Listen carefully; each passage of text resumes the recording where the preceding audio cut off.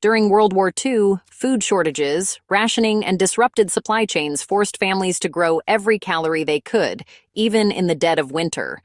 While, modern gardening often shuts down after autumn, wartime growers relied on cold frames, simple, low-tech structures that trapped heat, blocked wind, and extended harvests straight through January.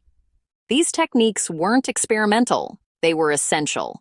And remarkably, they still outperform many modern systems today.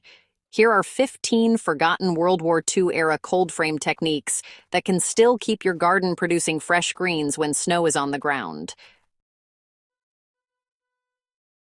1. South-facing sun capture.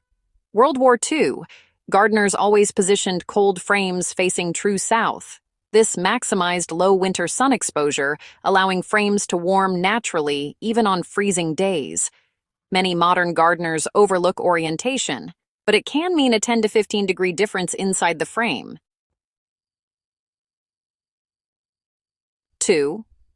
Sloped glass lids. Instead of flat tops, wartime cold frames used angled glass panes, often salvaged from windows. The slope increased light penetration and allowed snow and rain to slide off instead of blocking sunlight.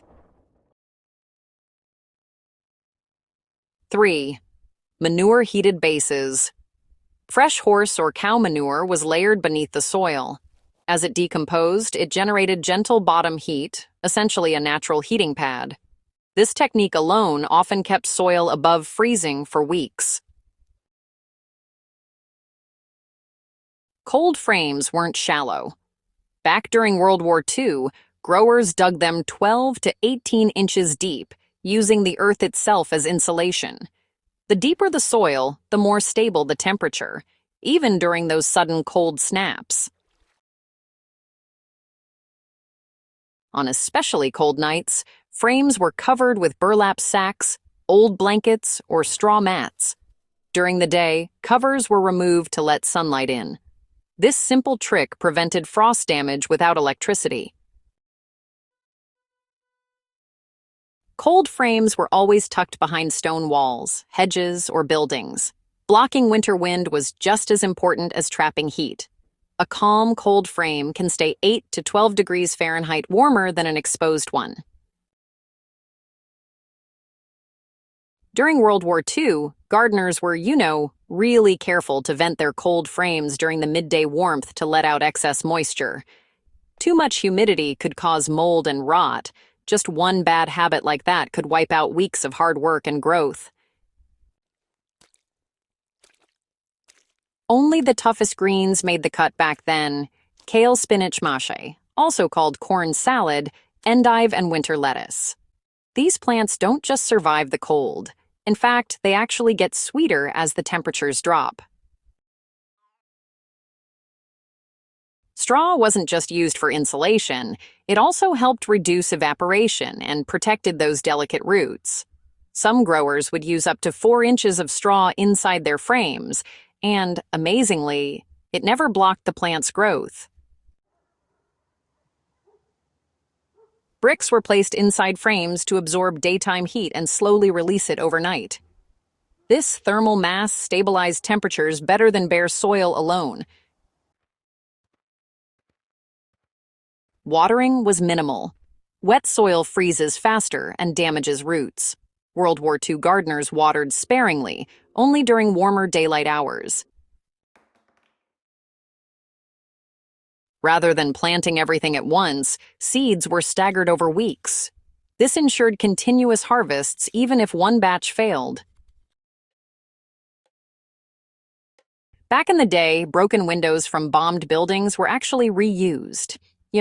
Glass was prized because it allowed far more heat retention than today's cheap plastics, and if you handled it carefully, it could last for decades. At night, any cracks were sealed up with cloth, clay, or even just mud. Folks thought preventing cold air leaks was just as important as insulation, honestly. Greens were always harvested early, before the sunlight could cause thawing and refreezing cycles. That way, texture, flavor, and shelf life were all preserved, which made a real difference. You know, cold frames really helped families eat fresh food even during those harsh wartime winters, without needing electricity, chemicals, or any modern tech. And honestly, in today's world, with food costs rising and supply chains being kind of shaky, these old school methods offer something you just can't put a price on: reliability.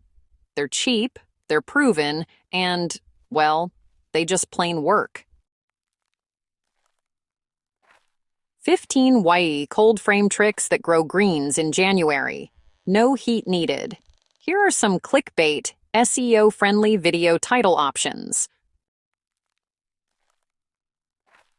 Picture this: bright green leaves against icy blue snow with high contrast, neon greens mixed with frosted whites. There's an old wooden frame partly buried in snow and vintage WWII-style text overlay. The emotion you want to trigger? Shock, curiosity, and that sense of survival wisdom. The big headline at the top: Greens in January? And if you want, some smaller text: WWII cold frame secrets. So, what if winter didn't mean the end of fresh food? Back during World War II, families all across Europe and North America managed to grow leafy greens in freezing January weather, without heaters, electricity, or fancy greenhouses. In this video, you'll discover 15 forgotten WWII cold frame techniques that kept veggies alive right through snow, frost, and food shortages. These methods are simple, cheap, and honestly, shockingly effective, even today. Inside this video, you'll learn how manure-powered heat kept soil warm, why angled glass works better than plastic, the exact crops WWII gardeners trusted in winter, insulation tricks that block frost without power, and how to harvest fresh greens while snow is still on the ground. These techniques were so effective, they helped entire communities survive wartime shortages, and most people today have never even heard of them. If you care about self-reliance, gardening, history, or food security, this video might just change how you see winter forever. Go ahead, watch now, and bring your garden back to life this January.